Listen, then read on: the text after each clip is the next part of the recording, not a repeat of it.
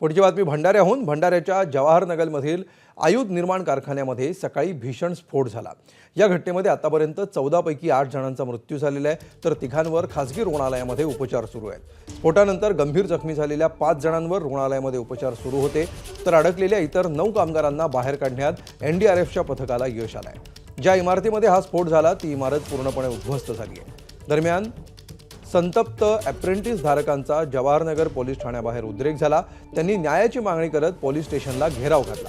Factory प्रशासनावर मनुष्यवधाचा गुन्हा दाखल करण्याची त्यांची मागणी आहे। या स्फोटामध्ये एका अप्रेंटिस धारकाचा मृत्यू झालाय, तर एक अप्रेंटिस धारक गंभीर आहे।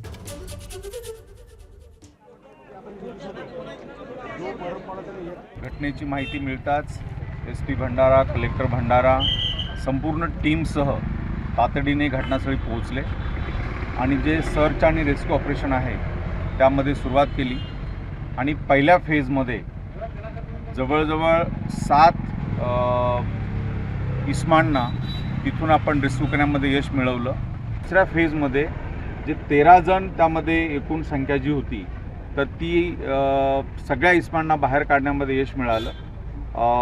फायनल फिगर जी आहे त्यामध्ये 8 जण मृत्युमुखी पडलेले आहेत, 5 जण जखमी आहेत आणि 2 जणांना नागपूरमध्ये वैद्यकीय औषधोपचार सुरू आहे। अप्रेंटिसच्या सर्व विद्यार्थ्यांना आम्ही भेटलो। त्यांच्या जे काही म्हणणं होतं, त्यांची जी काही गाऱ्हाणी होती त्यांनी एक निवेदनाच्या स्वरूपामध्ये सविस्तरपणे आम्हाला सर्व अप्रेंटिस विद्यार्थ्यांनी लिहून दिलेली आहे।